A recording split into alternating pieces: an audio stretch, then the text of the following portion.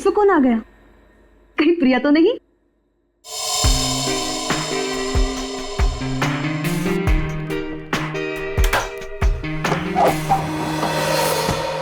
Hello madam, mister Gautam का नाम का कुरियर है। मुझे दे दीजिए। नहीं, आप उन्हें ही बुला दीजिए। लेकिन पापा घर में नहीं है। ठीक है मैडम, मैं बाद में आता हूँ। क्यों भाई, मुझे दे दो ना। नहीं मैडम, मैं आपको नहीं दे सकता। अरे अजीब बात है, मैं उनकी बेटी हूँ, बेटी। लाओ मुझे दो। ठीक है, ले लीजिए और इस स्लिप पे सिग्नेचर कर दीजिए। पेन दोगी तभी ना साइन करूंगी।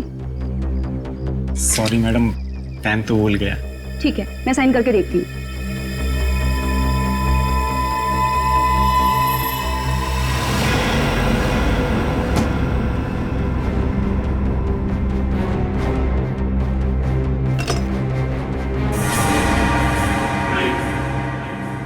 तुम यहाँ क्या कर रहे हो?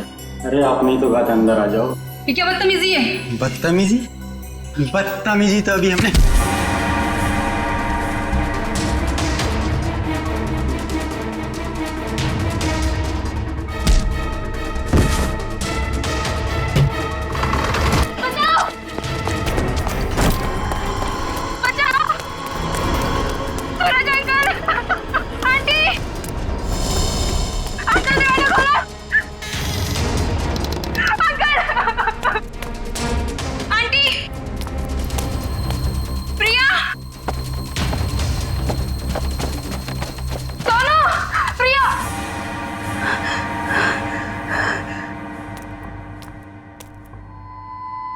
सोनू,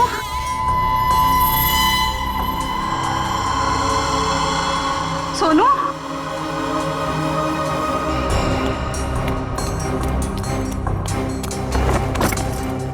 ये दरवाजा ही बंद है।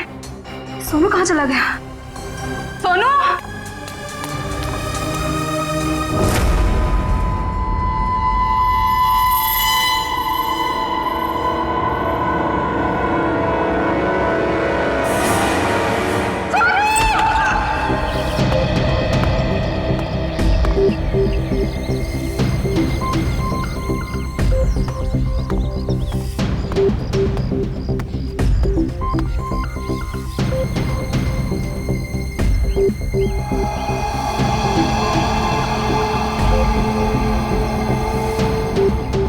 मोनिका सही कह रही थी, ये खूनी है। सर, पर ये कमरा 8 साल के सोनू का है और ये उंगलियों के निशान देख के लगता है कि ये किसी बड़े आदमी के हाथ।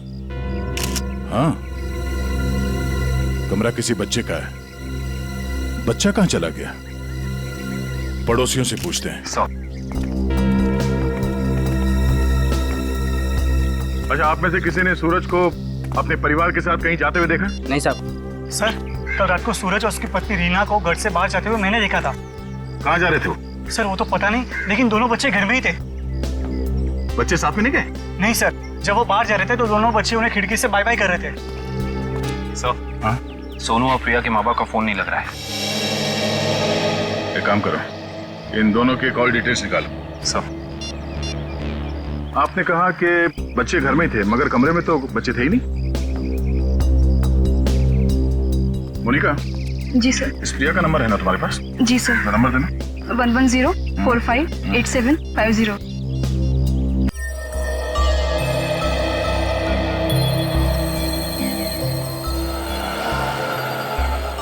घंटी बज रही है, फोन नहीं उठा रही। सर, नाइट ड्यूटी वाला वॉचमैन आ गया है।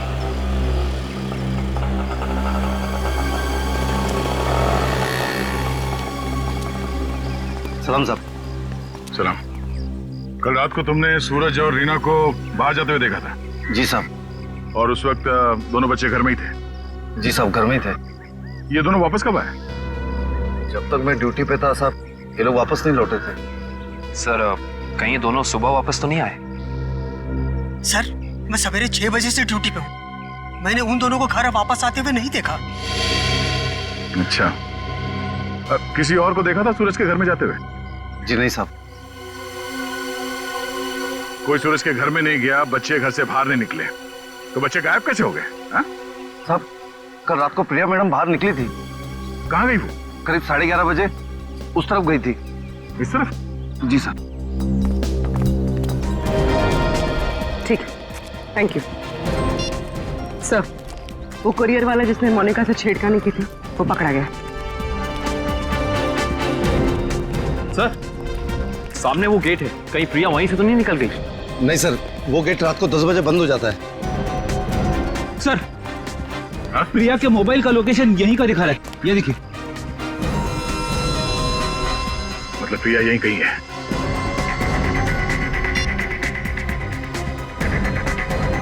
घंटी बज रही है। सर, आवाज तो नहीं आ रही।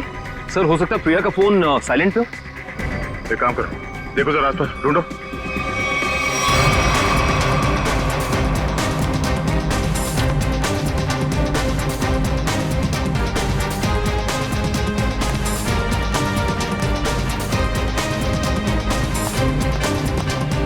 यहाँ तो कहीं फोन दिख नहीं रहा है। अगर फोन की रिंग सुनाई देती तो 1 सेकंड में ढूंढ लेता मैं। रिंग सुनाई देती तो कोई भी ढूंढ लेता। कहीं फोन किसी गाड़ी में तो नहीं है?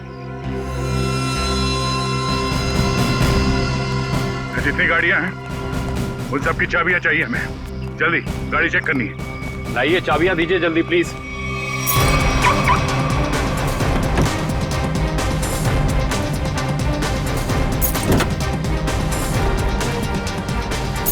देखो कौन सी गाड़ी है।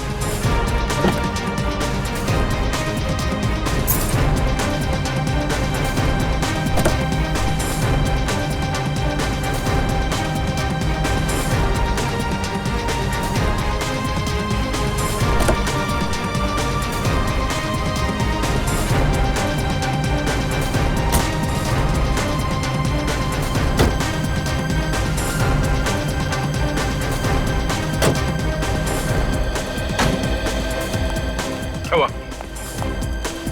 सर, सारी गाड़ियां साफ, कुछ भी नहीं। ये गाड़ी किसकी है? इस गाड़ी की चाबी क्यों नहीं आई? हाँ? किसकी गाड़ी है वो? सर, ये चेतन की कार है। तो चेतन कहाँ है? चेतन को बुलाओ। मोहन जी, अपने भतीजे को बुलाइए ना। अरे चाबी लेने गया, बस अभी आता ही होगा। ये लो आ गया। लाइए, चाबी दीजिए। ओए रुक। बढ़िया है, चाबी लेने वाले हैं। हम कोई मुजरिम है क्या जो हमारे पे चेक करते जा रहे हो और हमारी कार की तलाशी भी लेना चाहते हो? मैडम, आपके सोसाइटी से 2 बच्चे गायब है, तलाशी तो लेनी होगी। तो हम क्या करें? हमने थोड़ी ना किया है कुछ जो हमारे पे शक कर रहे हो। तुम्हारी वजह से मेरे पकौड़े और जल गए हैं। अब तो मैं बिल्कुल नहीं देने वाली चाबी। कर लो जो करना है। पर माँ, सब लोग चाबी दे रहे हैं तो हमें भी देनी होगी। ओए, तेको मना किया था ना, मना किया था ना चाबी देने को। Relax relax mom, relax.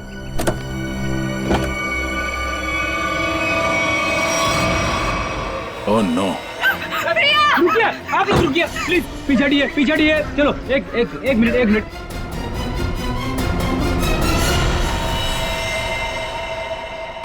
सब मर चुके। इसी के दुपट्टे से गला घोट के मारा ऐसे।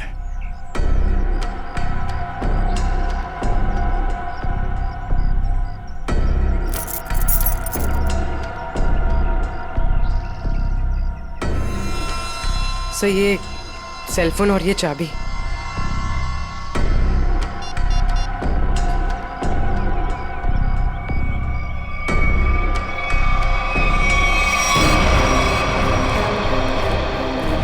चेतन, यहाँ।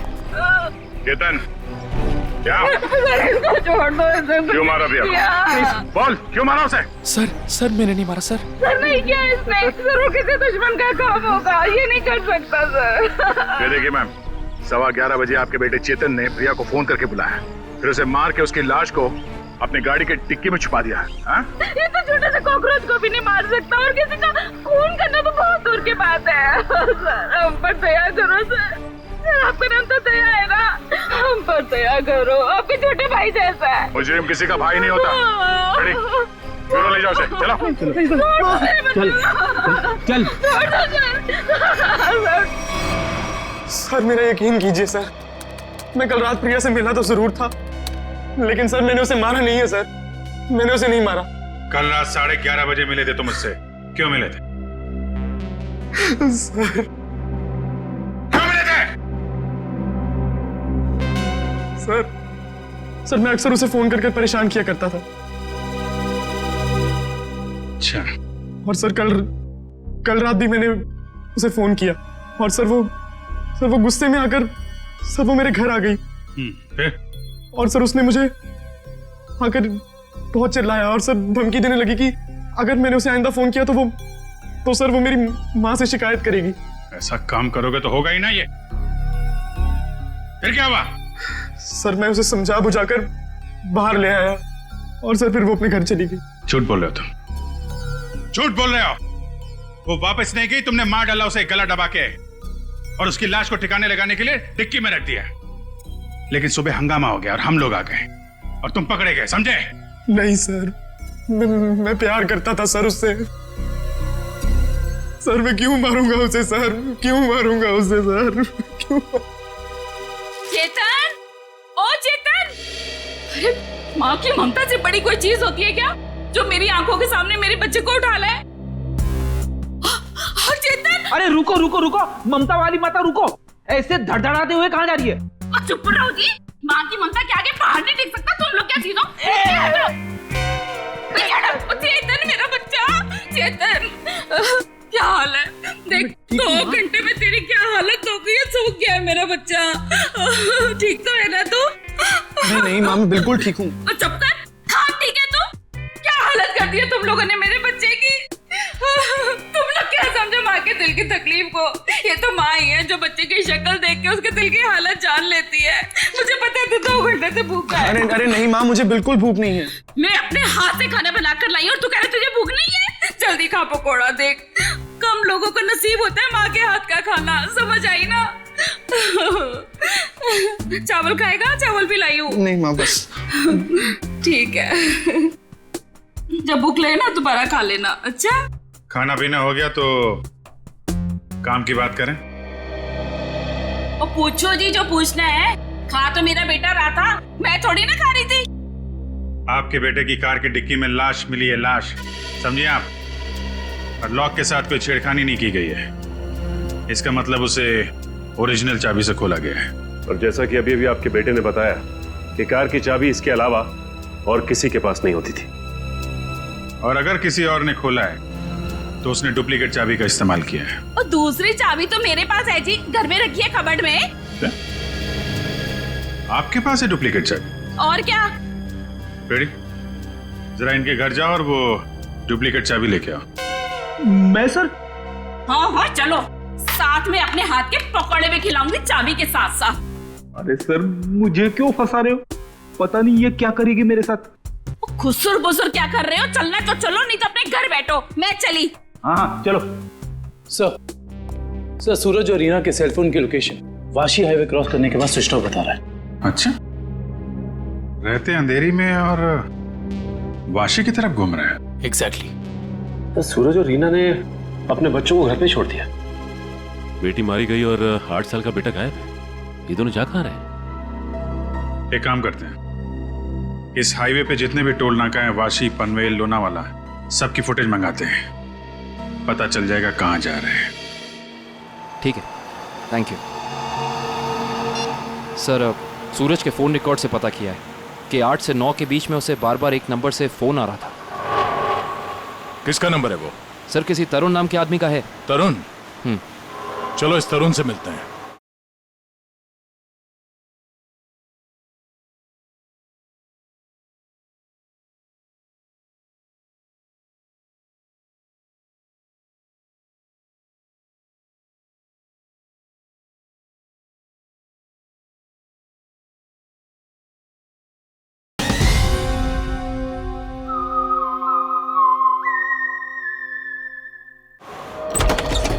जी तरुण? जी हाँ, लेकिन आप लोग? हम लोग सीआईडी से हैं। ओ सीआईडी? आइए प्लीज अंदर आइए, आइए बैठिए ना सर। सूरज और रीना कहाँ है? सर अपने घर पर होंगे वो लोग? नहीं है, इसीलिए आपसे पूछ रहे हैं। कहाँ है दोनों? क्या सर, कल मेरे यहाँ एक छोटी सी पार्टी थी, एक छोटा सा गेट टुगेदर, और वो दोनों लोग आए थे यहाँ पे। सूरज के कॉल रिकॉर्ड से पता चला है कि कल रात आपने कई बार फोन पे बात की थी उससे। हाँ सर, वो लोग आने के लिए मना कर रहे थे, इसलिए मैं बार बार उन्हें फोन करके कन्विंस कर रहा था। अच्छा ये बताइए कि वो दोनों रात में यहाँ से निकले कितने बजे थे? यही कोई 1:30 बजे। लेकिन तरुण जी वो दोनों अभी तक घर नहीं पहुंचे हैं। क्या? तरुण जी, कल रात आपके पार्टी में जितने भी मेहमान आए थे उन सबकी डिटेल चाहिए हमें, और सूरज के बारे में कोई जानकारी मिले तो हमें इन्फॉर्म जरूर करना। ये बात तो तय है कि सोनू को अगवा किया गया है, पर वो किडनैपर खिड़की तक पहुंचा कैसे और वो यहां से बच्चे को ले कैसे गया? सर, इस घर की चाबी प्रिया के पास थी। इसका मतलब रात को जब प्रिया घर से बाहर गई होगी तो दरवाजा लॉक करके गई होगी।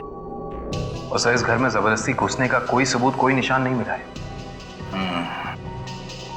और मेन डोर पे लॉक इतनी ऊंचाई पे है कि 8 साल का बच्चा तो उसे खोल नहीं सकता। सर, वाटर पाइप के सहारे चढ़ के भी कमरे में आना पॉसिबल नहीं लगता सर। 1 मिनट, पॉसिबल है।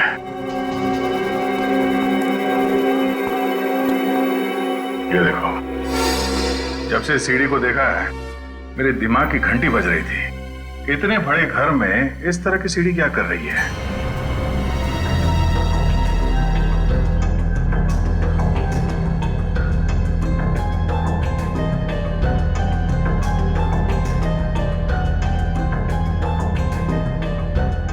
Seven, 11, 20,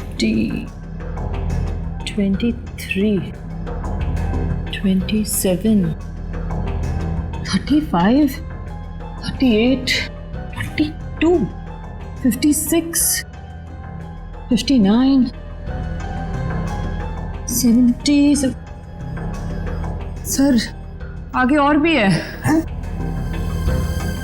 70, 71, 72, 73।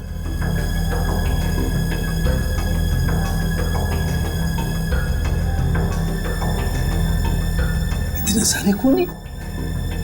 सर, ऐसे कैसे हो सकता है? पनवेल चेकनाका क्रॉस किया है इन लोगों ने। जा कहां रहे हैं?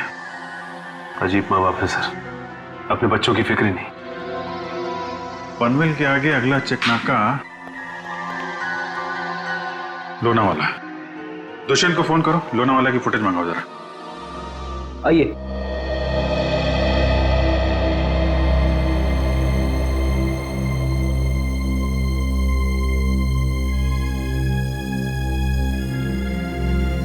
क्या हुआ?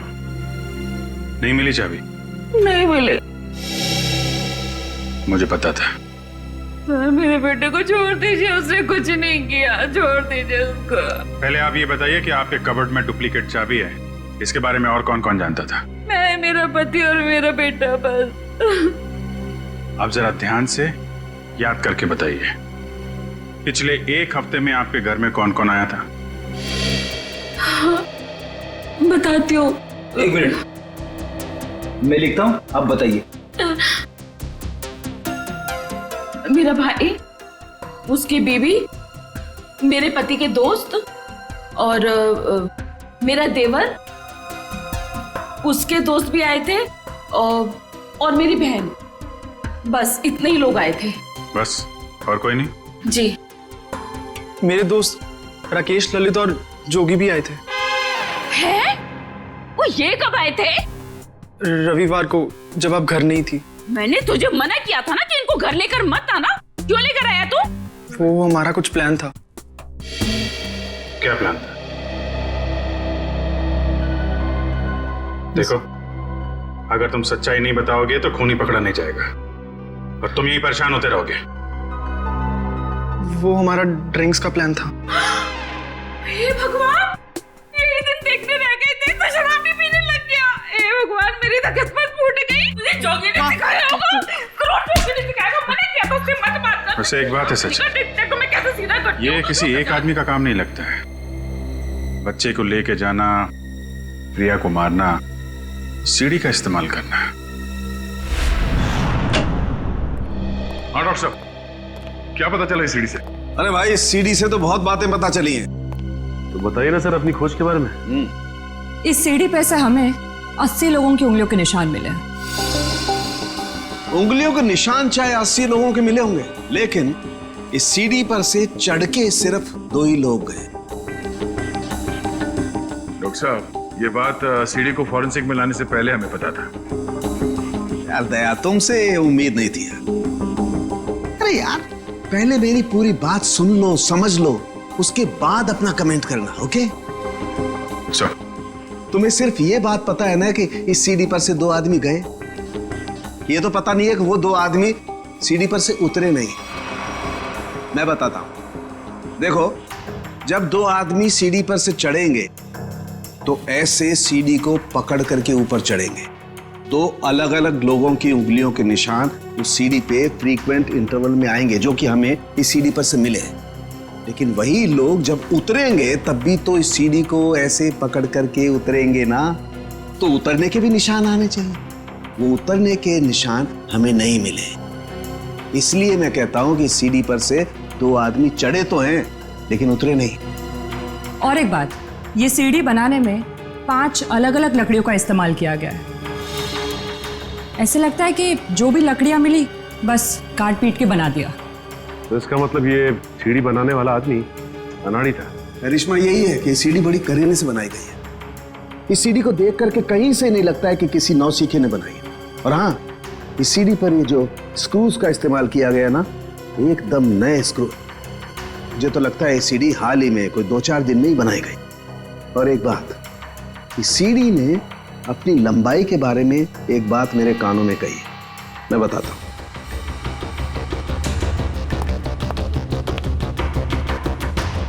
इस सीढ़ी की लंबाई खास है 11 foot 7 inch. Exactly 11 foot 7 inch. भाई, जब कोई सीढ़ी बनाएगा तो 8 फीट की बनाएगा, 10 फीट की बनाएगा, 12 फीट की बनाएगा, लेकिन 11 फुट 7 इंच नाप तोल के क्यों? ये सीढ़ी तो इस खिड़की के माप का है। तो मतलब इसे खास तौर से सोनू के घर के लिए बनाया गया? फिर अब भी सवाल वही है, ये सीढ़ी सोनू के घर पहुंची कैसे? अब जरा इन फोटोज को गौर से देखो, शायद कुछ याद आ जाए। हाँ साहब, ये दोनों कल इस ढाबे पर आए तो थे और इन लोगों को देखकर हम लोग काफी हैरान भी थे कि इतने अच्छे भले लोग इतने मामूली से ढाबे पे क्यों आए। लेकिन जाते समय 100 रुपए देकर गए साहब। तो जब ये लोग बैठ के बातचीत कर रहे थे, तुमने कुछ सुना? बातचीत? अरे साहब, हमें तो तब पता चला कि ये गूंगे नहीं है जब इनसे मिलने एक आदमी आया। क्या बात कर रहे थे वो लोग? पता नहीं साहब, वो लोग काफी धीरे बात कर रहे थे। फिर क्या साहब, उस आदमी ने अपने साथ लाया हुआ काला बैग उन लोगों को दिया, उनसे हाथ मिलाया और फिर निकल गया। शुक्रिया सर। सूरज और उसकी बीवी रीना पनवेल और तलेगांव चेकनाका के बीच ढाबे पर एक आदमी से मिले थे। ये सीढ़ी कोई बाहर से लेकर आया और फिर यहाँ सोनू गायब हो गया। कौन लेके आया था सीढ़ी अंदर? हाँ? नहीं सर, ये सीढ़ी मेरी ड्यूटी में नहीं आई है, इसके ड्यूटी में आई होगी। तेरा दिमाग खराब हो गया क्या? कुछ भी बोलते रहता है। नहीं साहब, ये सीढ़ी रात में यहाँ पे कौन लाएगा? मेरे सामने भी ये सीढ़ी नहीं आई। तुम दोनों जरा सोच समझ के जवाब देना। यहाँ सोसाइटी में जो कुछ भी होता है उसके जिम्मेदार तुम दोनों भी हो। मुझे नहीं मालूम, मैंने नहीं देखा बोल के बच नहीं सकते तुम लोग। इतना बड़ा हादसा हो गया और तुम दोनों को कुछ पता ही नहीं चला? नहीं साहब, हम लोग तो 7 साल से दोनों यहाँ पर काम कर रहे हैं, कभी ऐसी लापरवाही नहीं हुई। ये सीढ़ी ना ही दिन में आई है और ना ही रात में आई है। ये सीढ़ी या तो किसी गाड़ी की छत पर आई है या किसी टेम्पो में। सर, सोसाइटी में कोई भी सामान या फर्नीचर बाहर से अंदर आता है, हम लोग उसकी एंट्री कर लेते हैं। ये सीढ़ी बाहर से अंदर नहीं आई है। अगर ये सीढ़ी बाहर से नहीं आई है तो ये सीढ़ी सोसाइटी के अंदर ही कहीं बनी है। सोसाइटी में कहीं कारपेंटरी का काम चल रहा है क्या? हाँ सर, वहाँ जगन साहब क्या? जगन साहब?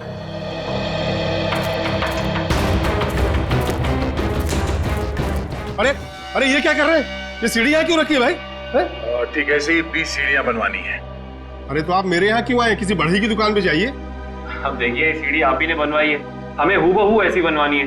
शायद आपको अंदाजा होगा, और ऐसी सीढ़ी बनवाने के लिए हम आपको मुंह मांगी कीमत देंगे। आप पैसे की बात कर रहे हैं, लेकिन मैंने ये सीढ़ी बनवाई नहीं। और रही बात इस सीढ़ी की, तो मुझे ऐसा कुछ इसमें खास नहीं लग रहा है कि कोई और कारीगर इसे बना ही नहीं सकता। देखिए जगन जी, ये हाथ हाथ के हुनर की बात है। अब जो काम आपका हाथ कर सकता है वो शायद मेरा हाथ नहीं कर सकता है? और जो मेरा हाथ कर सकता है वो तो मैं आपकी बात समझ रहा हूं, लेकिन आप ये बात मुझे क्यों कह रहे हैं?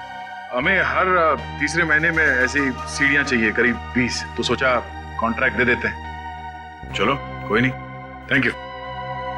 साहब मैं बता सकता हूँ ये किसके हाथ का काम है। अच्छा, लेकिन साहब ये तो बताइए, एक सीढ़ी का कितना दोगे? अब आप ही बता दीजिए। क्या है, वो बहुत बिजी कारीगर है, कम से कम एक सीढ़ी का 2000 लेगा। और लकड़ी आपकी? हाँ दिया। एक मिनट, ये लीजिए उसका पता। शाम को मिलना, एडवांस भी दे दीजिए। मैंने ही बनाई है ये सीढ़ी एक आदमी के लिए, सिर्फ एक रात में, 2 घंटे में। जगन की कुछ लकड़ी गायब करके जगन सेठ को पता नहीं चलना चाहिए। आप शाम को अकेले में मिलिए और एडवांस दे दीजिए, काम शुरू कर दूंगा। एडवांस चाहिए? चलेगा।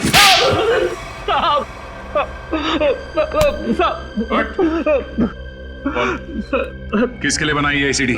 मैंने उसे पहले कभी नहीं देखा था, उसने मुझे मुंह मांगे कीमत दी, इसलिए जगन साहब जब घर पे नहीं थे तो मैंने उसके लिए वो सीढ़ी बनवा दी। नाम क्या उस आदमी का? मालूम नहीं साहब। चुपके से उसके लिए सीढ़ी बनाई। अब चल, अब हमारे लिए उसका स्केच बनवा। चल साहब।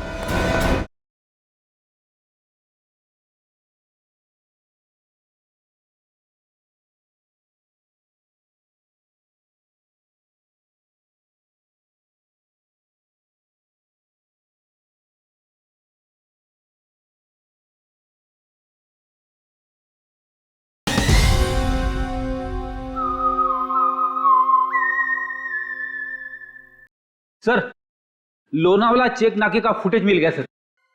एक मिनट लगाओ जरा इसे। कमाल है, एक इनकम टैक्स ऑफिसर जिसकी बेटी का खून हो गया है, बेटा किडनैप हो गया है, और ये मियां बीवी पता नहीं कहां घूम रहे हैं।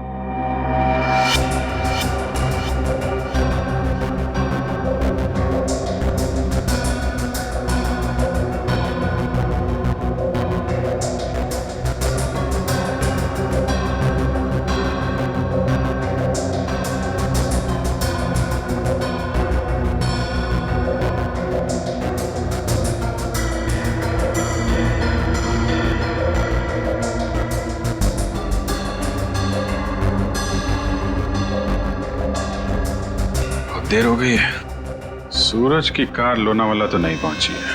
फिर इसका मतलब अभी भी वो लोग पनवेल और लोनावाला के बीच में है। पेड़ी, दुष्यंत को फोन करो। लोनावाला और पनवेल के बीच में जितने भी होटल हैं, ढाबे हैं, सब जगह पूछताछ करें। किसी ने तो देखा होगा गाड़ी को। Yes sir. श्रेया जरा फिर से चेक करते हैं, वाशी टोल नाका चेक करो।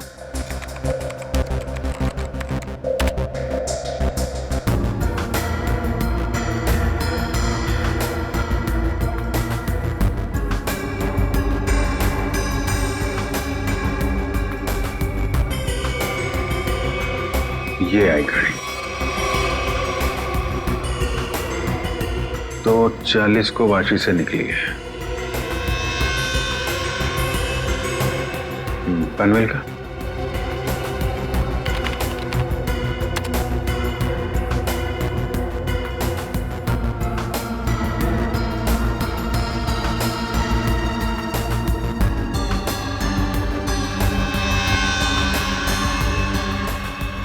ये आई बॉस, 3:10 को पनवेल पहुंची और लोनावाला नहीं। एक मिनट, ये सूरज की गाड़ी के पीछे की जो गाड़ी है, ये गाड़ी मैंने वाशी में भी देखी है। वाशी का फोटो चलेगा ना?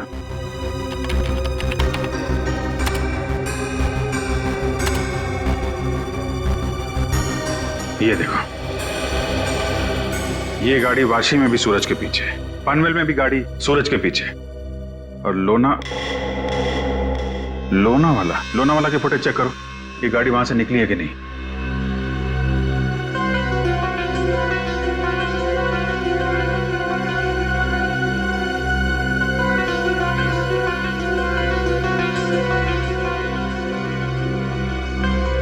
नहीं, ये गाड़ी भी लोनावाला से नहीं निकली है। सर ये कोई संयोग भी तो हो सकता है। ऐसा लगता नहीं है। एक गाड़ी सूरज की गाड़ी के पीछे वाशी में भी थी, पनवेल में भी थी। लोनावाला से ना उसकी गाड़ी निकली है ना इसकी। इसका तो एक ही मतलब है, दोनों ड्राइवर एक दूसरे को जानते हैं, चाहे दोस्ती की वजह से या दुश्मनी की वजह से। इसका मतलब कोई इस गाड़ी का पीछा कर रहा है? करेक्ट। जरा इस ड्राइवर का चेहरा देखने की कोशिश करते हैं।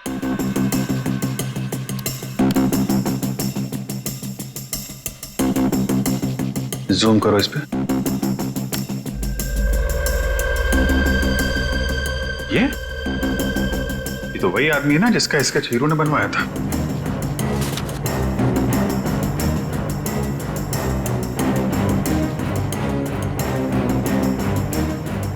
करेक्ट। चलो, गाड़ी का नंबर तो है हमारे पास। आरटीओ से पता करो किसके नाम पे रजिस्टर्ड है ये गाड़ी, कौन है इसका मालिक। बेटा, जरा अपने पापा को बुलाना। पापा तो नहीं है, मम्मी है। ठीक है, मम्मी को बुलाओ।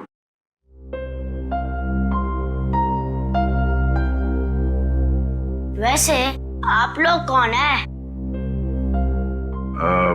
बेटा, हम लोग सीआईडी से हैं। सीआईडी? क्या? सीआईडी? क्या हुआ इसके पापा को? बेटा, आप अंदर जाओ।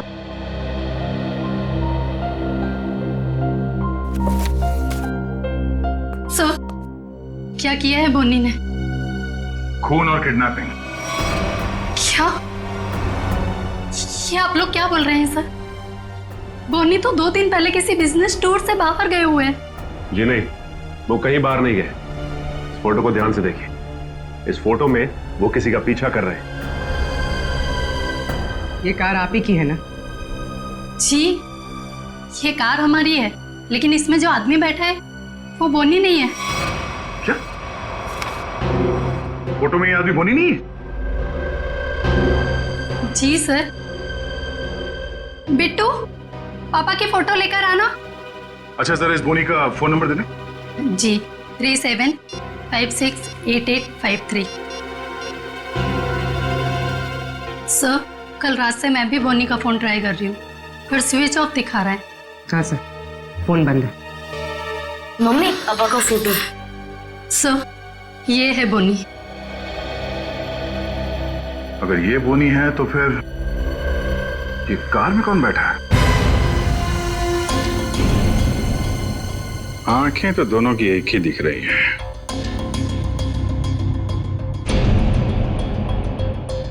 फिर एक काम करो, या तो बोनी को दाढ़ी लगा दो या इसकी दाढ़ी हटा दो।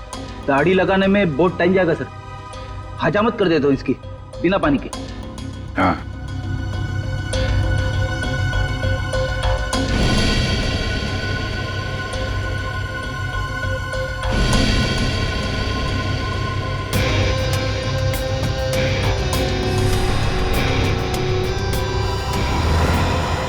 ये तो वही। अरे सर, हिम्मत तो देखो इसकी। चेतन की गाड़ी में प्रिया की लाश रख दी, ऊपर से दाढ़ी मूछ बढ़ा के घूम रहा है।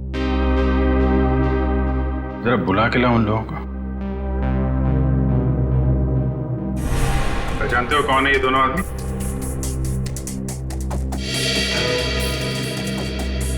सर, यही वो दाढ़ी वाला आदमी है जो मेरे पास सीढ़ी बनवाने आया था।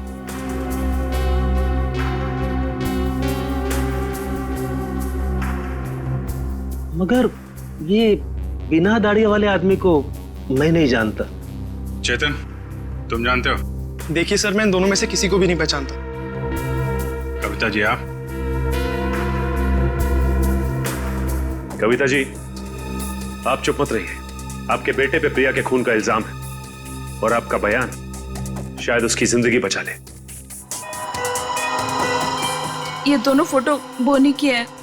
बोनी? माँ, ये बोनी कौन है? तेरे चाचा का दोस्त। मना किया था तेरे पापा को कि इसको घर में लेके मत आया करो, गंदा आदमी है। बस आएगा जरूर हमें एक ना एक दिन। हुआ ना वही, बस आ दिया। मेरे घर में कोई सुने तब ना। ठीक है, रेडी? अब क्या करेंगे बताओ? क्या करेंगे किसी को जाके? सर एक बात तो तय है कि इन सबके पीछे बोनी है। बोनी तो है सचिन, लेकिन एक आदमी और है। हेलो, क्या सूरज भाग गया? कैसे? तुम बच्चे और रीना पर नजर रखो, मैं आ रहा हूं। ठीक है, मछली जाल में फंस गई सर, निकलने ही वाला है।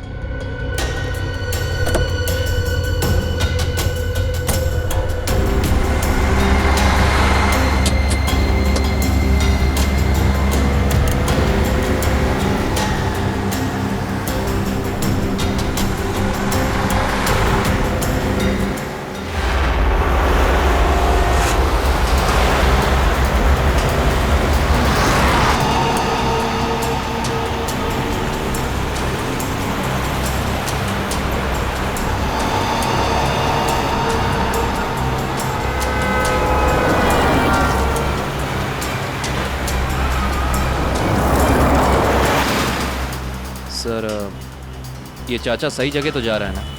उसके पास कोई और चारा नहीं है।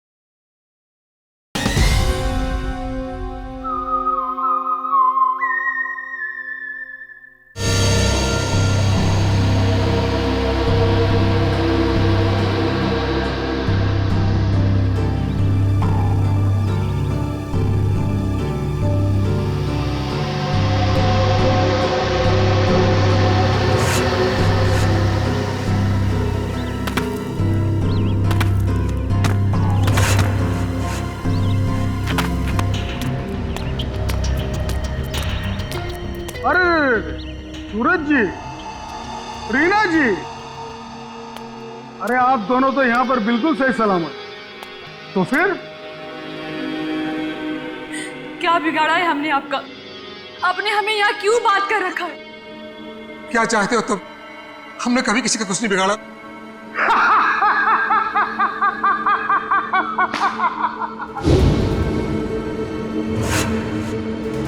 तकलीफ देने वालों को तकलीफ मिलनी चाहिए।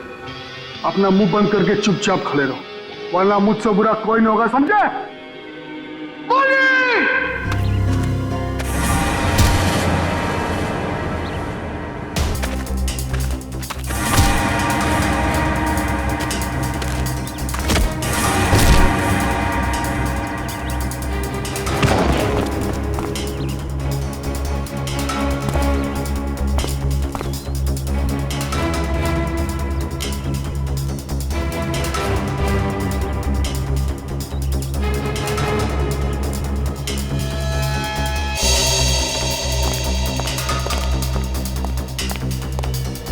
मोहन जी, जी आप यहाँ?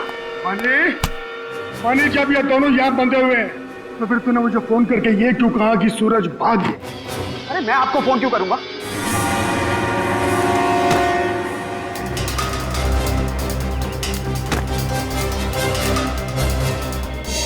अगर तूने फोन नहीं किया तो फिर कौन था वो? फोन हमने किया था। हमने किया था फोन चाचा जी। सीआईडी?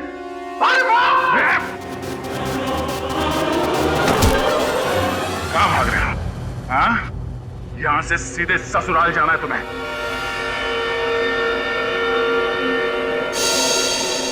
कहाँ है मेरा बच्चा सोनू? छोड़ दो दया। शाबाश शाबाश राजा शाबाश। हाँ तो दया, अब बताओ इसकी रूह कहाँ पे? सर मेरे बच्चे को बचा लीजिए, नहीं तो मेरे बच्चे को मार देंगे। सोच क्या रहे हो दया? हमें छोड़ दो और जाने दो, वरना बच्चों को फेंक देंगे। अरे बेटी तो पहले खो चुकी है, अब बेटा भी जाए। नहीं सर, इन्हें छोड़ दीजिए, मेरे बच्चे को बचा लीजिए सर।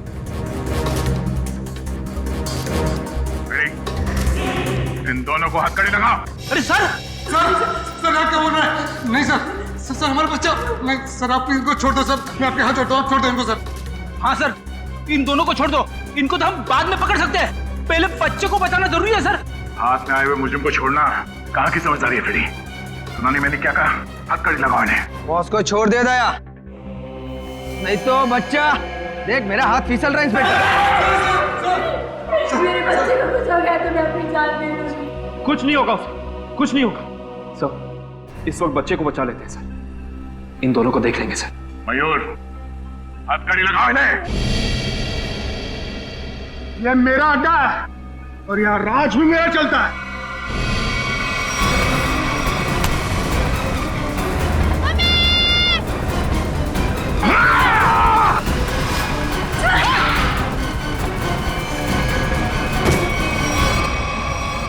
बेटा तुम ठीक हो? संभालिए इसे। चल चल जल्दी चल जल्दी जल्दी।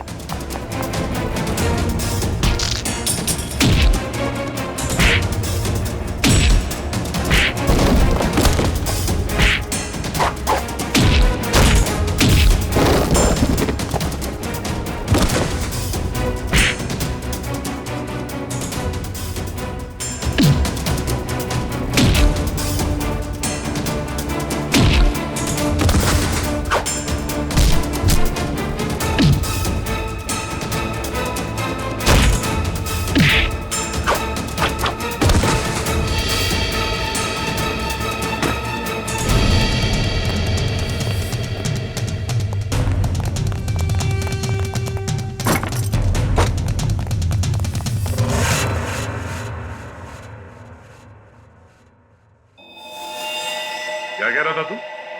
हाँ? तेरा यहाँ राज चलता है? हाँ हाँ, मैं इससे बदला लेना चाहता था। आज से 5 साल पहले इसकी वजह से मुझे जेल हुई थी। मेरी जिंदगी भर की सारी गाड़ी कमाई पकड़ी गई। याद है सूरज? मेरा नाम मोहन है। मोहन मोहन? हाँ सर याद आया, लेकिन वो गाड़ी कमाई नहीं, काली कमाई थी, काला धन। मैं एक इनकम टैक्स ऑफिसर हूँ, मेरी ड्यूटी है कि मैं इस तरह की काली कमाई को सरकारी खजाने तक पहुंचाऊं और साथ ही ऐसी काली कमाई करने वालों को जेल। अगर मैंने ऐसा किया तो क्या बुरा किया? और इस सब का बदला तुमने प्रिया का खून और सोनू को अगवा कर लिया। मैं इसे बर्बाद कर देना चाहता था। मैंने इसके बेटे सोनू को अगवा किया, फिर फिरौती के पैसे मांगे और फिर रेस्टोरेंट के बाहर अपने एक बिजनेसमैन दोस्त को बोल के इसे काला बैग दिलवाया और फोटो खींची। मगर तुमने मेरी मासूम बेटी को क्यों मारा? उसने तुम्हारा क्या बिगाड़ा था? उसने हमें सोनू को ले जाते हुए देख लिया था। अगर वो जिंदा रहती तो हमारे लिए खतरा बन सकती थी। तुम्हारे दिमाग में जरूर खलबली मच रही होगी कि हमें तुम्हारे बारे में पता कैसे चला है? जब हमें ये पता चला कि ये आदमी, ये बोनी तुम्हारा दोस्त है, तब हमने तुम दोनों की जन्म कुंडली निकाली और फोन रिकॉर्ड से ये बात साफ हो गई कि तुम दोनों बहुत ही गहरे दोस्त हो। और तुम्हारे उंगली पे जो चोट लगी है, जिसपे ये बैंडेज लगा है, ये चोट तुम्हें तब लगी जब तुम उस लकड़े के सीढ़ी से सोनू के कमरे में घुसे थे, हैं? और इस बैंडेज ने हमारे शक को यकीन में बदल दिया। इसने एक मासूम लड़की का खून किया है, एक बच्चे के साथ एक सरकारी ऑफिसर और उसकी बीवी को अगवा किया है, और तुमने इस सब में इसका साथ दिया। तुम दोनों को सजा मिलेगी, उम्र कैद या फिर फांसी।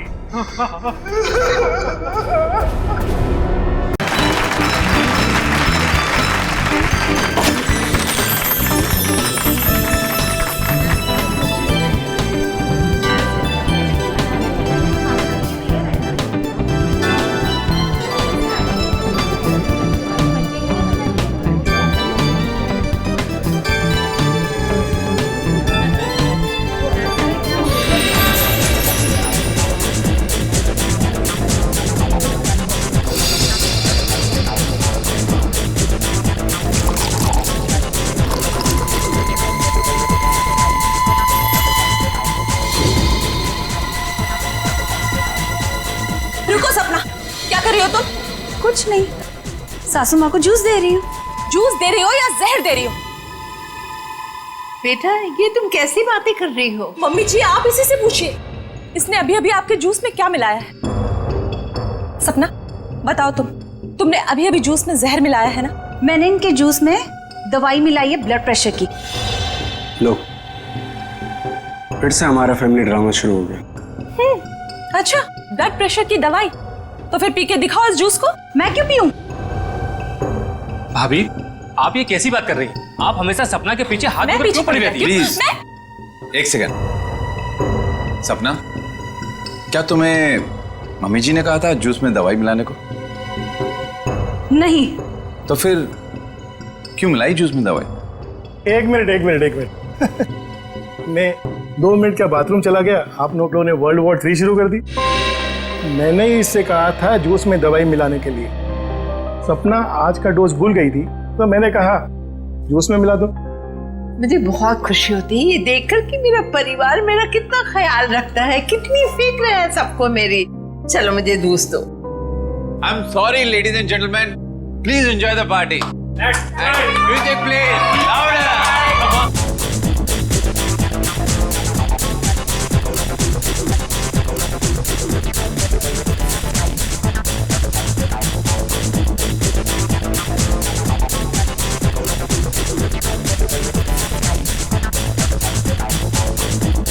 नमस्ते। नमस्ते। मैं कैसे हैं आप? प्रतीक जी मैं बिल्कुल ठीक हूँ, आप कैसे हैं? बस मैं ठीक हूँ। आप कुछ ले नहीं रहे हैं? मैं आपके खाने के लिए कुछ मंगाती हूँ। सरोज। नहीं, आप तकलीफ मत लीजिए, मैं खुद जाकर ले लूंगा। श्योर। या it's okay, fine. Hi.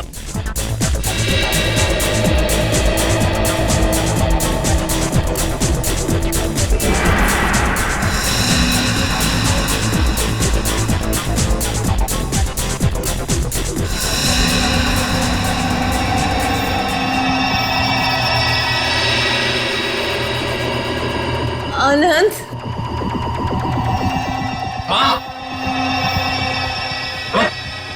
Mummy ji क्या हुआ आपको? मम्मी जी।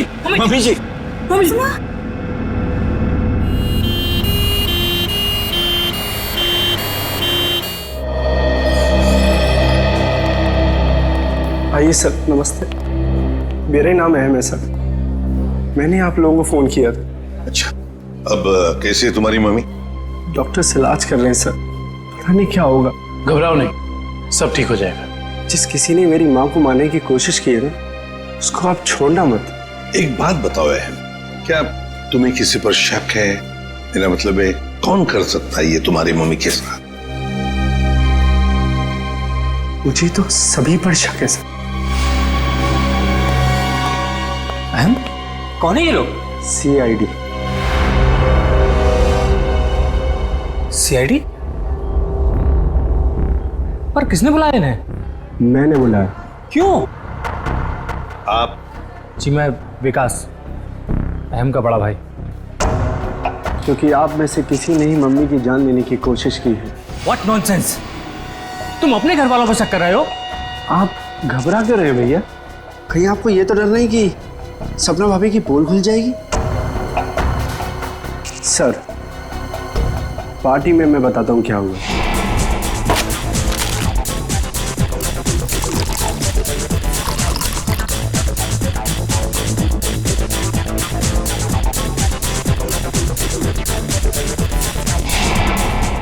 तुम्हारी सपना भाभी पर शक है तुम्हें?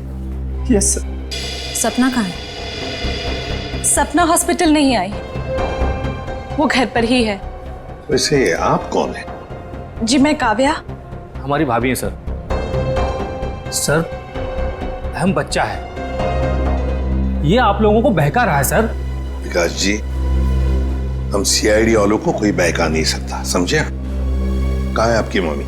मम्मी ऊपर ICU वार्ड में है।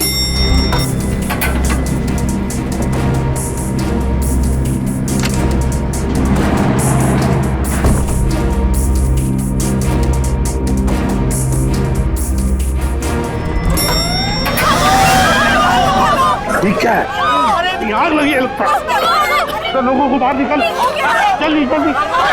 आइए। इधर आइए प्लीज, आप लोग इधर आइए। जल्दी चलो, चलिए फ्लोर का, जल्दी आइए।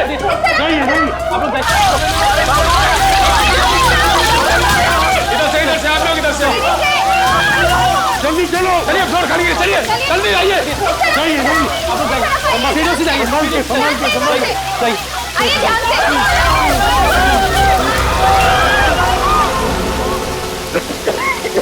ईशान, ये कोई आग वाला धुआं नहीं है, इसकी गंदी कुछ अलग है। ये धुआं किसी और चीज का है, किसी केमिकल का।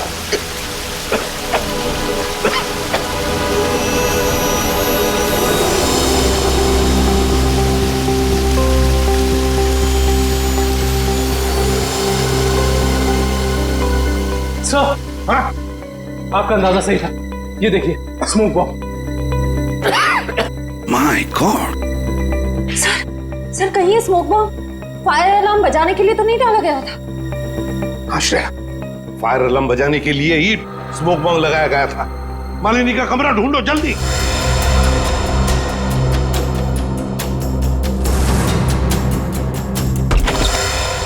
अरे बेड तो खाली है। ये मालिनी जी कहाँ चली गई होंगे? ऐसा लगता है मालिनी जी जान खतरे में। स्टाफ को बुलाओ, हॉस्पिटल के वार्ड में से एक मरीज गायब होता है और किसे कुछ पता नहीं। वाह, हम भी क्या करते साहब, जब हॉस्पिटल में भगदड़ मची तो हम अपनी जान बचाने के लिए यहाँ से भाग गए। क्या तुम लोग जान बचाने के लिए भागे, मरीज को ऐसे ही छोड़कर? शर्म नहीं आई तुम्हें? सर, ये अचानक कैसे हुआ पता भी नहीं चला। हम मालिनी जी के परिवार वालों को बताने ही वाले थे कि उनकी मौत हो गई है। पर क्या? उनकी मौत हो चुकी है? जी सर, इसका मतलब किसी ने मालिनी जी की लाश को गायब किया है। और सर, ये काम किसी हॉस्पिटल के बाहर वाले का नहीं हो सकता। सर, आपसे एक रिक्वेस्ट है, ये बात आप अपने तक ही रखिएगा। अगर मीडिया वालों को मालूम पड़ा तो हमारी इज्जत और हॉस्पिटल की इज्जत मिट्टी में मिल जाएगी। सर चुप रहिए, प्लीज सर, प्लीज चुप रहिए प्लीज। लाश गायब हुई है हॉस्पिटल से और आपको अपनी और इस हॉस्पिटल की इज्जत की पड़ी है। हाँ? एक बात ध्यान से सुन लो, तुम्हारे इस हॉस्पिटल का एक एक दरवाजा, एक एक खिड़की अभी इसी वक्त बंद चाहिए। मुझे एक चिड़िया तक बाहर नहीं जानी चाहिए, समझे? जी सर। सुना तुमने? गो इमीडिएट। दुष्यंत, हॉस्पिटल का कोना कोना छान मारो। कहीं तो छुपा के रखी होगी मालिनी की लाश को, कहीं तो। हाँ।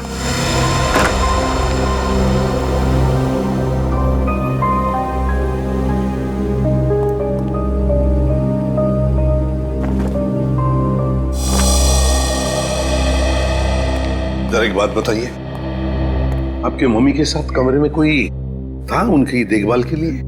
जी सर, मेरे पति आनंद वहीं पर थे। आप मम्मी के साथ थे? तो फिर ये सब हुआ कैसे?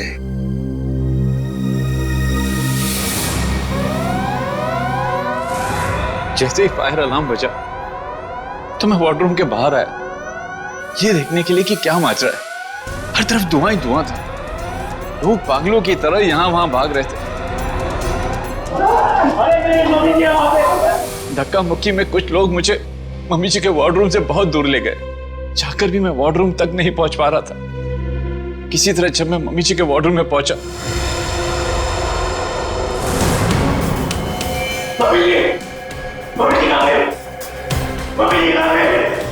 तो मम्मी जी वहां पे थी ही नहीं। सर प्लीज प्लीज मम्मी जी को ढूंढ निकाली।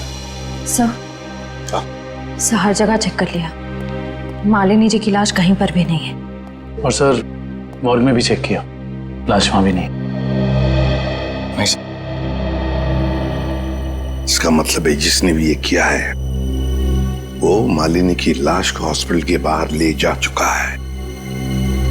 काम करते हैं, हॉस्पिटल के गेट पर जो सीसीटीवी कैमरा लगा हुआ है उसका फुटेज चेक करते हैं।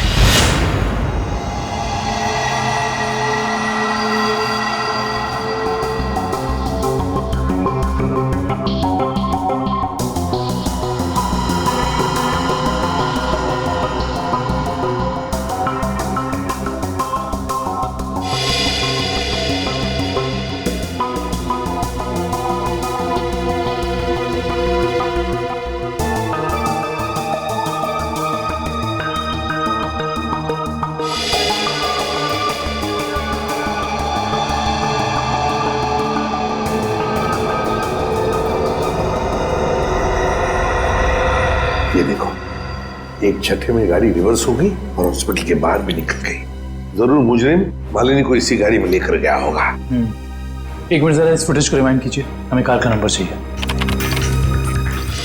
पॉज करो, जूम इन करो। XYZ 5139। सर आप सही कह रहे हैं, ये मुजरिम मालिनी जी को इसी गाड़ी में लेके गया होगा। हाँ निखिल, काम करो, कंट्रोल रूम में फोन करके इस गाड़ी का डिस्क्रिप्शन दे दो और उनसे कहो जहां पर भी ये गाड़ी देखे हमें इन्फॉर्म करें लोकेशन। और ये गाड़ी ये तो आग लग गई है।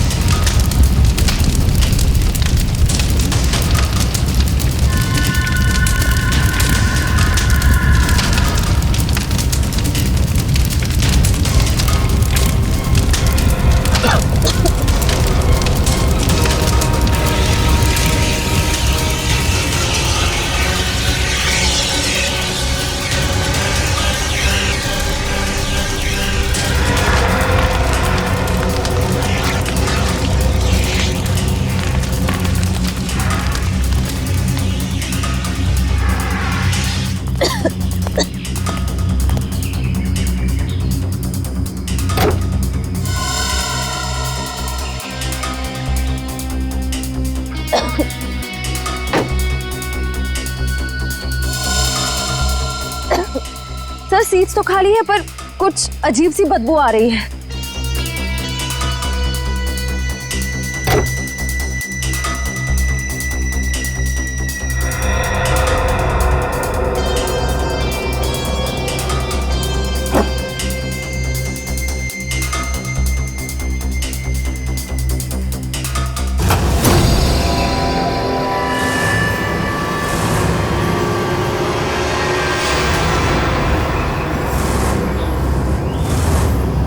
सर ये लाश तो जल चुकी है। शायद सबूत मिटाने के लिए खूनी ने मालिनी जी की लाश को जला दिया। आप इतने यकीन से कैसे कह सकते हैं कि ये लाश मेरी माँ की है? इसका चेहरा तो बुरी तरह जल चुका है। देखिए,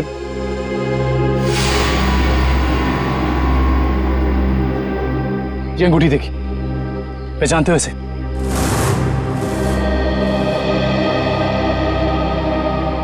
तो मेरी माँ की अंगूठी।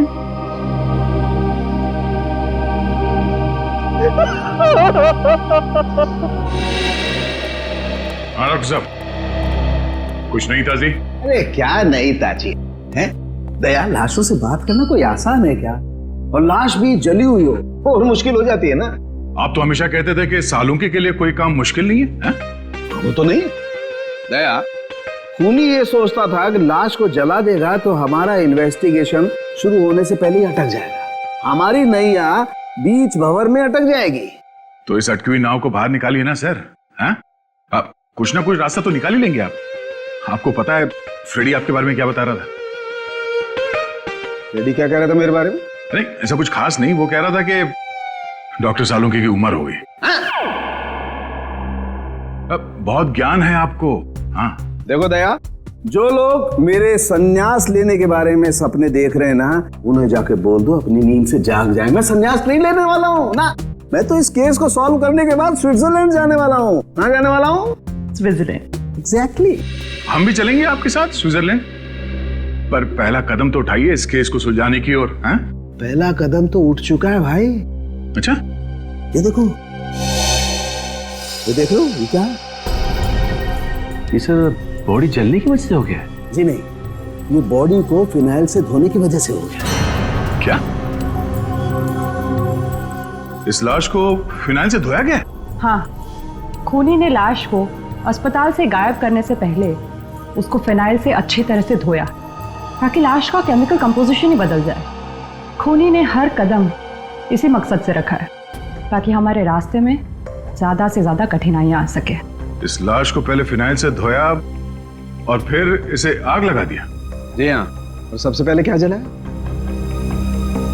सबसे पहले जलाए बाल, क्योंकि बालों में सबसे ज्यादा और सबसे पहले असर होता है जहर का। सर काव्या ने बताया था ना कि शायद जहर सपना ने दिया है मालिनी जी को। हाँ, इसीलिए तो जला दिए ना भैया, सबसे पहले बाल, क्योंकि जहर दिया था। मतलब ये सब सपना का ही काम है।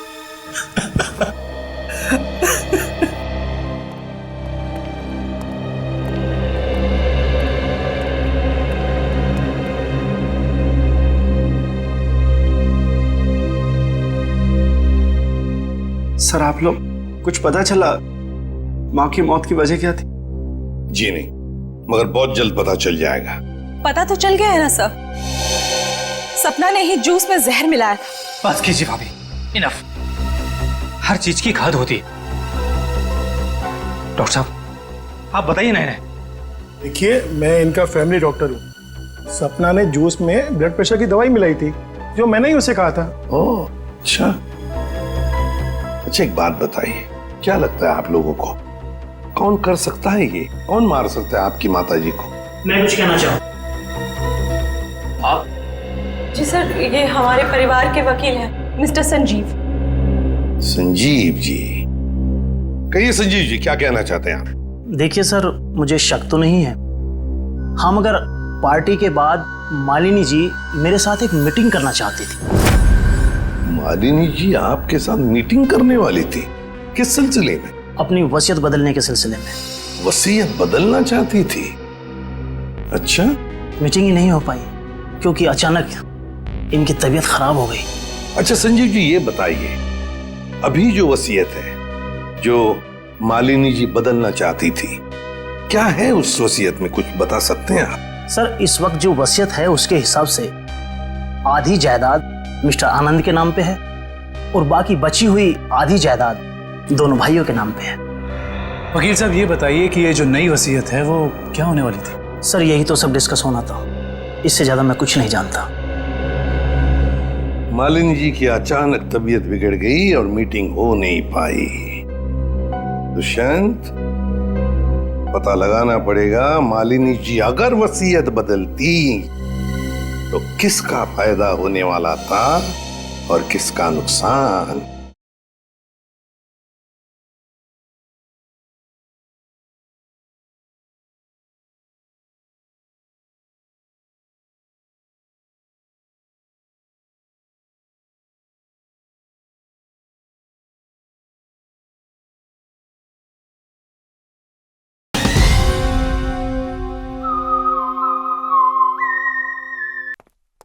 अरे आओ आओ भैया, समझो केस सॉल्व हो गया।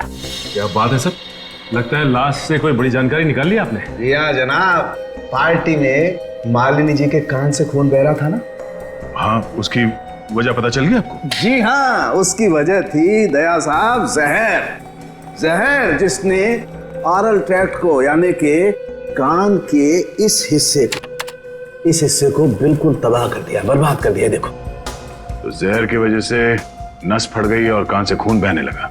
और इतना ही नहीं, इनके खून में से हमें बहुत ज्यादा मात्रा में नाइट्रोजन के कंपाउंड्स भी मिले। और तो और इनकी किडनीज में से हमें बढ़ी हुई मात्रा में पोटेशियम और मैग्नीशियम मिला है। और ये सारी चीजें सिर्फ एक ही तरफ इशारा करती हैं, जहर। सर, फिर तो हमें सपना को गिरफ्तार कर लेना चाहिए।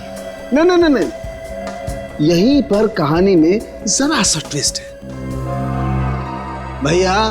इनको जहर तो जरूर दिया गया था, लेकिन वो स्लो पॉइजन था, धीमा जहर, जो कोई 1.5-2 महीने से लगातार हर रोज इन्हें दिए जा रहा था। इसलिए जूस में तो जहर होने का सवाल ही नहीं होता। और ये जहर किस चीज के जरिए दिया जा रहा था? खाने पीने के साथ? यार दया, ये गुत्थी थोड़ी सी उलझी हुई है। But why fear when Salu case here? तुम चिंता मत करो, इस जहर से भी मैं सच उगलवा के रहूंगा। ठीक है सर, आप इस जहर से सच उगलवाइए, तब तक मालिनी के घर वालों से सच उगलवाते हैं। क्योंकि वो जूस जो सपना ने मालिनी जी को दिया था उसमें जहर नहीं था।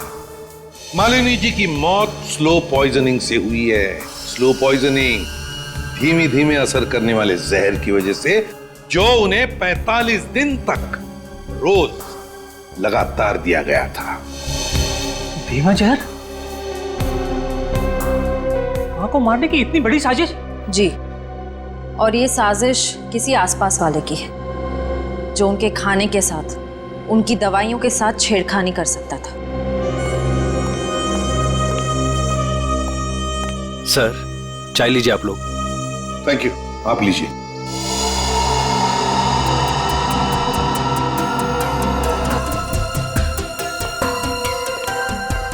एक मिनट, मैं पी लूं।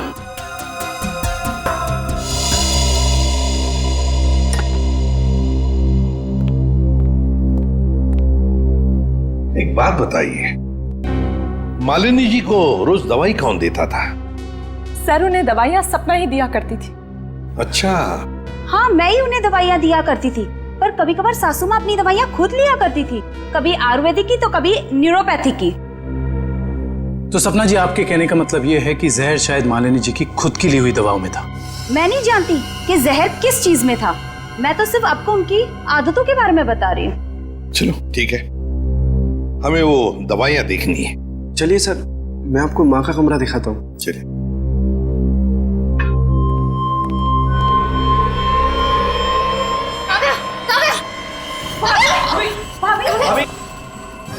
भाभी, क्या हुआ आपको भाभी?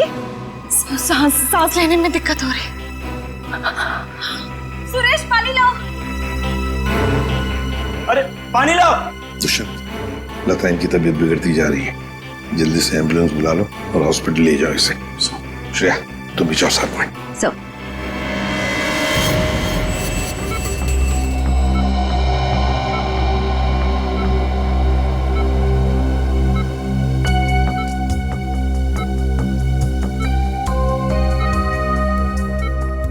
जी डॉक्टर साहब, कैसी तबीयत है काव्या की और हुआ क्या है इन्हें? फिलहाल तो हम इनके बेहोशी की वजह समझने की कोशिश कर रहे हैं, बट डोंट वरी, खतरे का कोई निशान दिखाई नहीं दे रहा। इन्हें जल्दी होश आ जाना चाहिए। Thank God. वैसे भी सासू माँ के मौत के सदमे के बाद हम उभर नहीं पाए। कम से कम काव्य भाभी को कुछ नहीं होना चाहिए। डॉक्टर साहब, इन्हें जैसे ही होश है हमें बता दीजिएगा। या श्योर। Thank you.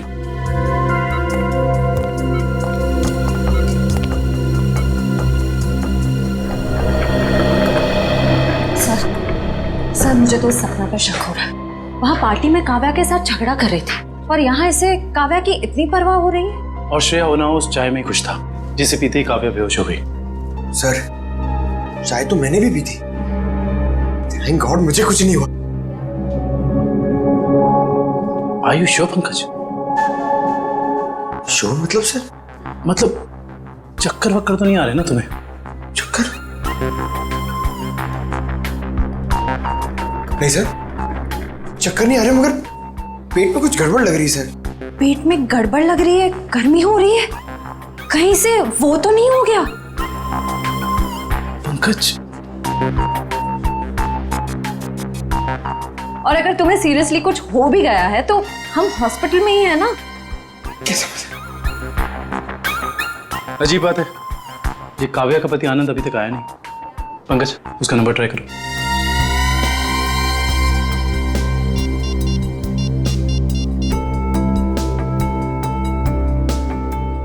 सर, उसका फोन बंद आ रहा है। सर, कहीं आनंद ने तो काव्या को चाय में जहर नहीं पिला दी? हो सकता है पंकज। सर, अगर चाय में जहर था तो हो सकता है कि नौकर भी शामिल हो। सर, क्या कहा डॉक्टर ने? क्या हुआ काव्या को? सर, डॉक्टर के मुताबिक काव्या की चाय में जहर था और पंकज रिपोर्ट से ब्यूरो गया है। काव्या की चाय में जहर था? सुरेश,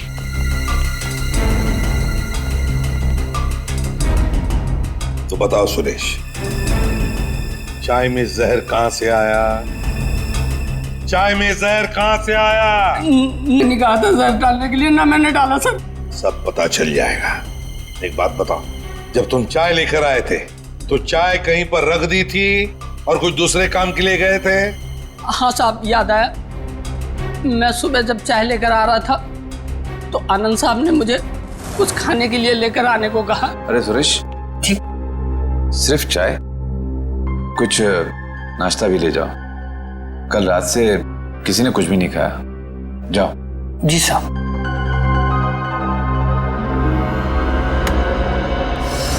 आनंद कहाँ है? सर, ये अपने रूम में सो रहे हैं।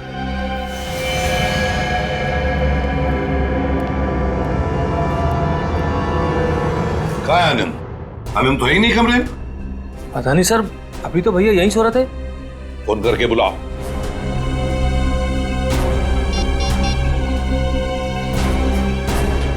सर घंटी जा रही, भैया फोन नहीं उठा रहे। घंटी बज रही है पर भैया फोन नहीं उठा रहे हैं। सर जब सुरेश चाय लेके आया था सर बिस्किट तो था ही नहीं। और तो और सर जब चाय आई तो वहां पे आनंद भी नहीं था, तो आनंद को पता कैसे चला कि कौन सा कप किसके हिस्से में जाने वाला है? हाँ वाकई आनंद तो वहां था ही नहीं चाय पीने के लिए। जब ये सुरेश सबके लिए चाय लेकर आया था तो सारे के सारे चाय के कप एक जैसे ही थे। उसमें एक मग था, मग बड़ा सा, जो काव्या ने उठाया था। तो हो सकता है वो काव्या का खास मग हो जिसमें वो हर बार चाय या कॉफी पीती हो। हाँ सर। और ये बात आनंद को मालूम थी। हेलो एसीपी साहब, मैं डॉक्टर सुमित। हाँ डॉक्टर सुमित बोलिए। एसीपी साहब आप जल्दी चले आइएगा, मुझे आपको कुछ जरूरी बात बतानी है। क्या हुआ डॉक्टर सुमित? ये काव्या तो ठीक है ना? हाँ वो ठीक है, मैं आपको फोन पे नहीं बता सकता, आप यहाँ जल्दी चले आइएगा। हेलो,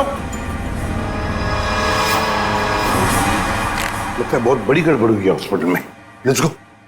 लिस्ट बना के दोबारा से डिटेल मुझे दे देना, ठीक है? बाकी सब मैं देख लूंगी। डॉक्टर सुमित कहाँ मिलेंगे? सर उन्हें तो आईसीयू में भर्ती किया है। डॉक्टर सुमित को आईसीयू में भर्ती किया है? क्यों? सर एक बहुत बड़ा हादसा हो गया। डॉक्टर सुमित अपने कैबिन में खून में लथपथ मिले सर, और उनके सर पे बहुत गहरी चोट आई है। माय गॉड, क्या मिल सकते हैं उन्हें? फिलहाल तो नहीं सर, वो कोमा में हैं। होश में कब आएंगे नहीं पता। दुष्यंत, जरूर ये वही मुजरिम है जो ये सब कर रहा है। वो अभी भी हॉस्पिटल में ही है, पहले मालिनी के साथ और अब डॉक्टर सुमित के साथ। काव्या सर, कहीं उस मुजरिम का अगला निशाना काव्या तो नहीं? काव्या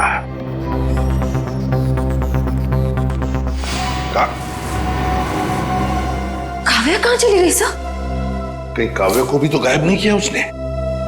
श्रेया, ये जो भी कोई है, अगर इसने काव्या को भी गायब किया तो वो हॉस्पिटल के मेन गेट से ही बाहर जा सकता है। और सर शायद डॉक्टर सुमित को भी उस खूनी के बारे में पता चल गया होगा, इसलिए उन पर भी हमला हुआ।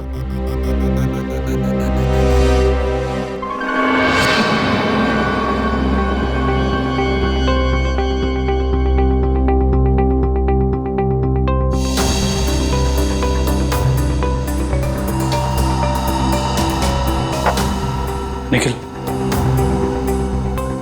तो शायद डॉक्टर सुमित यहाँ फोन पर बात कर रहे थे और फिर पीछे से कोई आया और जोर से उनके सर पर वार किया और वो यहाँ नीचे गिर गए। हाँ साहब, डॉक्टर साहब के सिर के पीछे चोट आई है। अच्छा, हादसे के बाद डॉक्टर सुमित के केबिन में कितने लोग आए थे? सब 4-5 जन आए थे उनको आईसीयू में ले जाने के लिए। सर आनंद का अभी तक कुछ पता नहीं चला है, कहीं इस सब के पीछे उसी का हाथ तो नहीं? ये आनंद ही कुछ गड़बड़ है, कुछ ना कुछ तो गड़बड़ जरूर है इस आनंद में।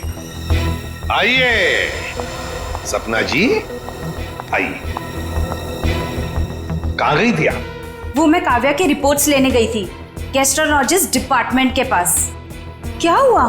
वहां से एक रिपोर्ट लाने में इतना वक्त? लाइन बहुत लंबी थी, मगर क्यों? क्या बात है? काव्या कहाँ है? काव्या गायब है, समझिए आप? क्या? सर ये ब्लड सैंपल्स तो ले लिए, लेकिन सर क्योंकि बाकी लोग डॉक्टर साहब के कैबिन के अंदर चले गए थे, इसलिए सारे जरूरी सबूत मिट गए। और यहाँ पे काव्या गायब है ना दुष्यंत? ये किसी एक आदमी का काम नहीं, ये जो भी कर रहा है ना उसका कोई साथी है। एक इनके परिवार में से कोई और दूसरा इस हॉस्पिटल में से कोई।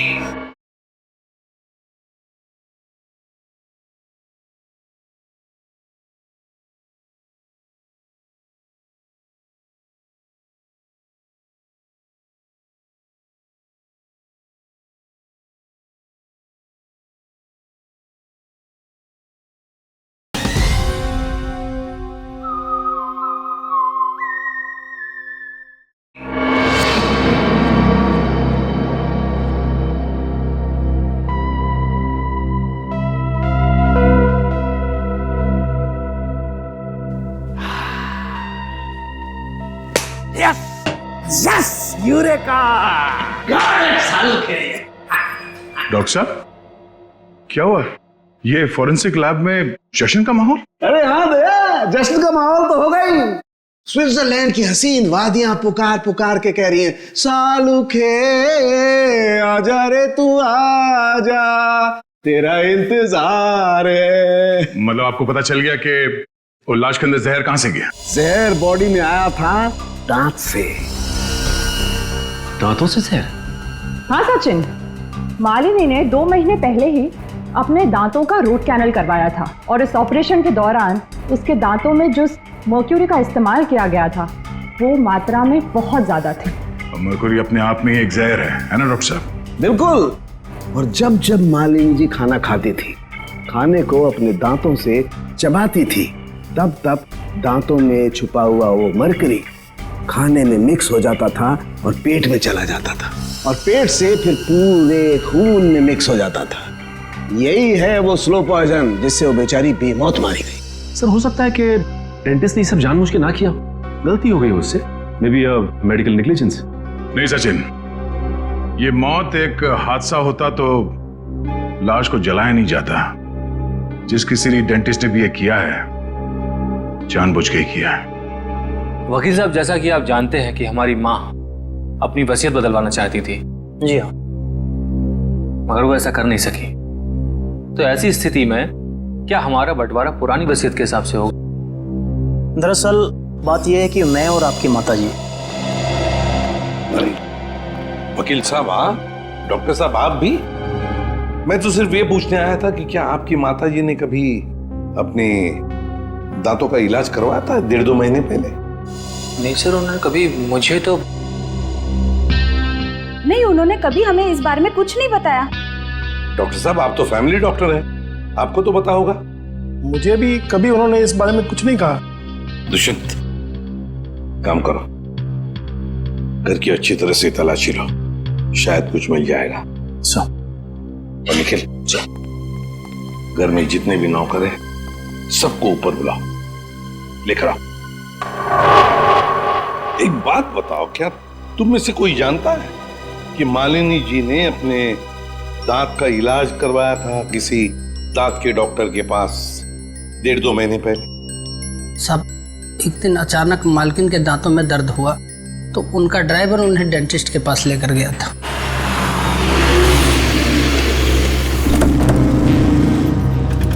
सर यहीं पे छोड़ा था हमने उन्हें। उसके बाद किधर गई वो तो मालूम नहीं मुझे।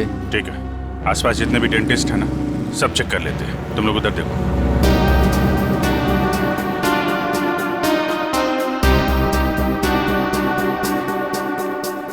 हम लोग सीआईडी से। क्या ये कभी आपके यहाँ इलाज कराने आई थी?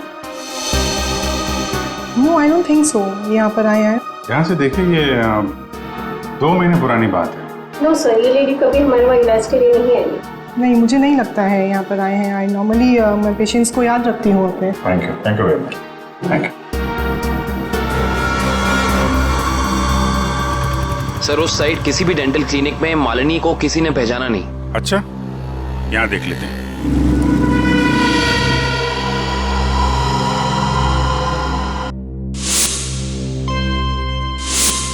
सीआईडी वाले आगे। तुम्हें मालूम है ना तुम्हें क्या करना चाहिए?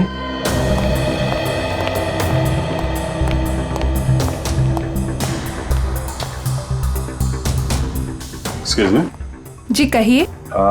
हमें डॉक्टर से मिलना है। जी कहिए, मैं डॉक्टर कल्पना हूँ।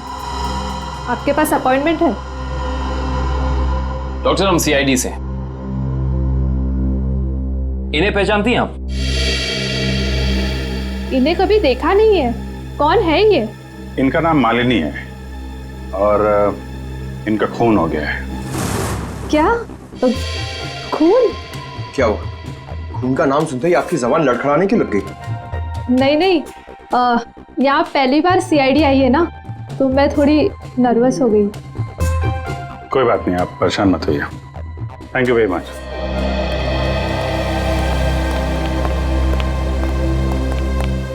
अरे सर, आप लोग अभी तो आए, इतनी जल्दी जा रहे हैं? डॉक्टर प्रतीक ने ठीक से इलाज नहीं किया क्या? डॉक्टर प्रतीक? यहाँ तो कोई लेडी डॉक्टर है ना? No no, no lady, no lady, only gents, only gents, doctor Prateek. अच्छा अच्छा।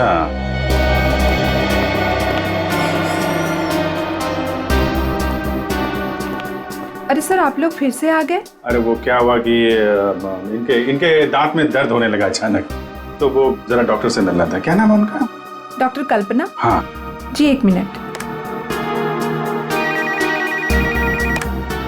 हेलो,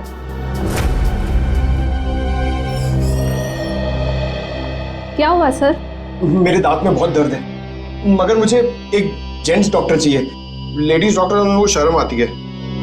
नहीं नहीं, या तो मैं ही हूँ। लेकिन दीवार पे तो डॉक्टर प्रतीक का सर्टिफिकेट लटका हुआ है। ये नाम तो किसी लेडी का नहीं हो सकता ना? चेक कर लेते हैं एक बार। देखो सर, कहाँ जा रहे हो आप? डॉक्टर प्रतीक। डॉक्टर प्रतीक,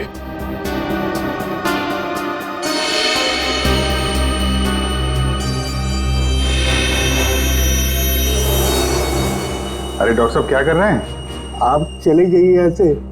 डॉक्टर साहब कुछ गिर गया क्या यहाँ पे आपका? मैंने कुछ नहीं किया है।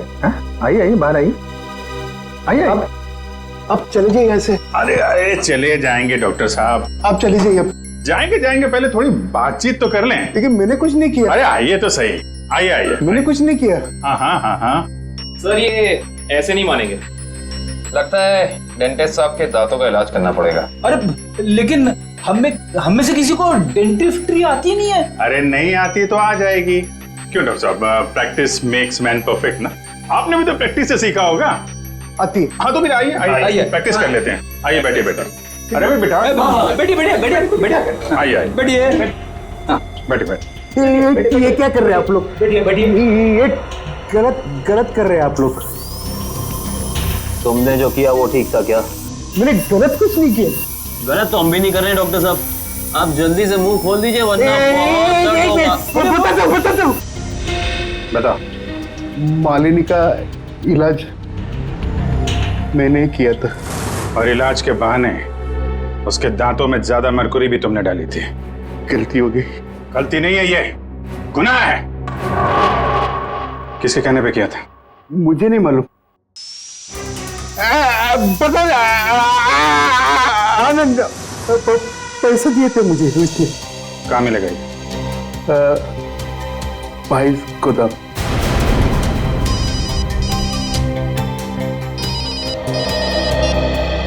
हाँ डॉक्टर साहब के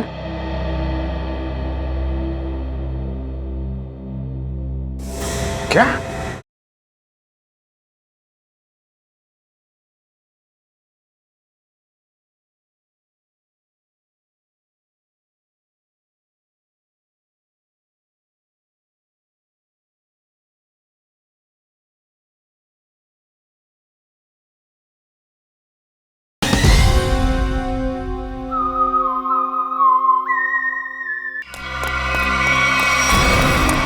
आनंद रुक जाओ। आनंद गोली चल जाएगी। आनंद रुको। आनंद!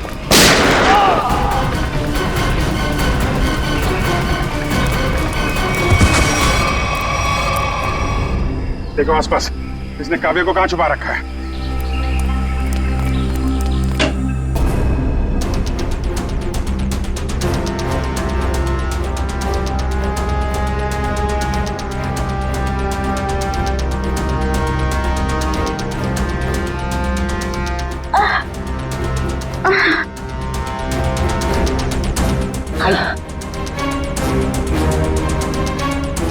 चलो।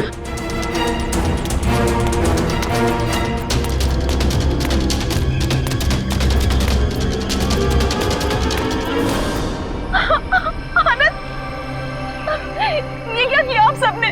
मेरे पति को मार डाला। आनंद उठो। सर, इनके प्यार को तो देखकर ऐसा लगता है कि अगर इन्हें ऑप्शन दिया जाए कि ये मर जाए और इनका हस्बैंड जिंदा हो जाए तो वो ऑप्शन जरूर ले लेंगी।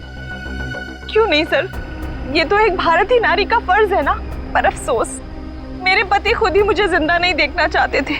ये तो भगवान का शुक्र है कि मेरी चाय में जहर थोड़ा कम था, वरना आज आपको यहाँ मेरी लाश मिलती। अभिजीत, काव्या की चाय में जो दवाई के ट्रेसेस मिले हैं उससे किसी की जान नहीं जा सकती।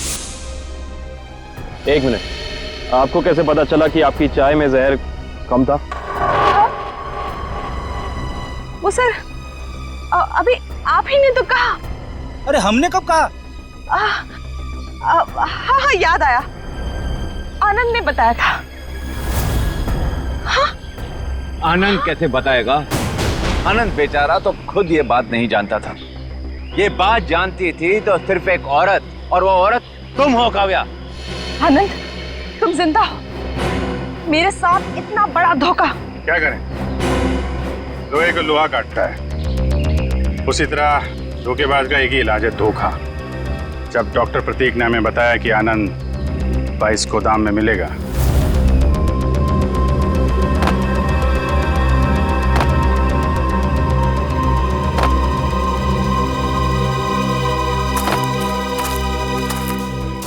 तो हमने यहाँ पहुंचकर देखा कि वो बेचारा बंधा पड़ा है। उसके हाथ पांव खोले तो उसने अपनी आप बीती सुनाई।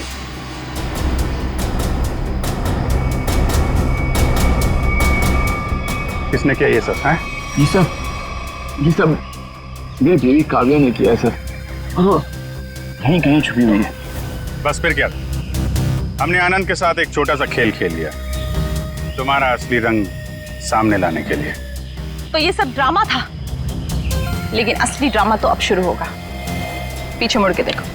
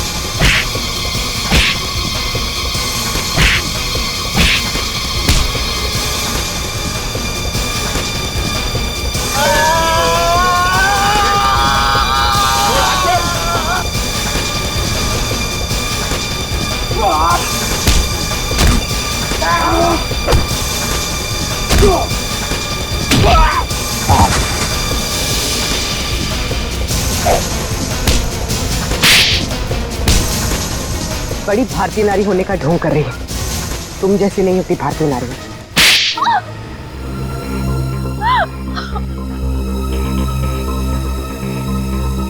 सासू माँ ने आधी जायदाद आनंद के नाम कर दी थी, और आनंद अपने भाइयों से बहुत प्यार करता था, तो वो अपनी जायदाद का हिस्सा भी अपने भाइयों को देना चाहता था।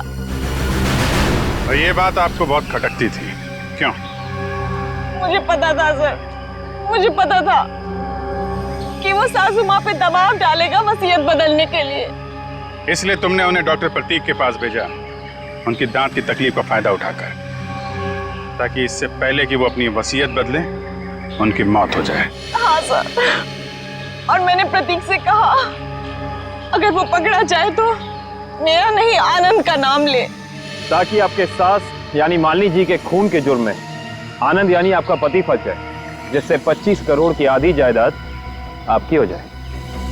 हॉस्पिटल में डॉक्टर सुमित तुम्हारी सच्चाई जान गए थे, इसलिए उन पे भी हमला किया तुमने। मैं क्या करती सर, उसने मुझे फोन पे बात करते हुए सुन लिया था। अब बारी है खेल के दूसरे पड़ाव की, जिसमें हम दुनिया को ये दिखाएंगे कि मेरे पति परमेश्वर यानी कि मिस्टर आनंद कुमार ने अपनी ही पत्नी को अगवा कर लिया। तो डॉक्टर सुमित को कोमा में पहुंचा दिया, अपने पति की किडनैपिंग की और मालिनी जी का खून कर दिया। दौलत की भूख मिटाने के लिए इतने सारे जुर्म किए तुमने, लेकिन सजा सिर्फ एक ही मिलेगी, फांसी।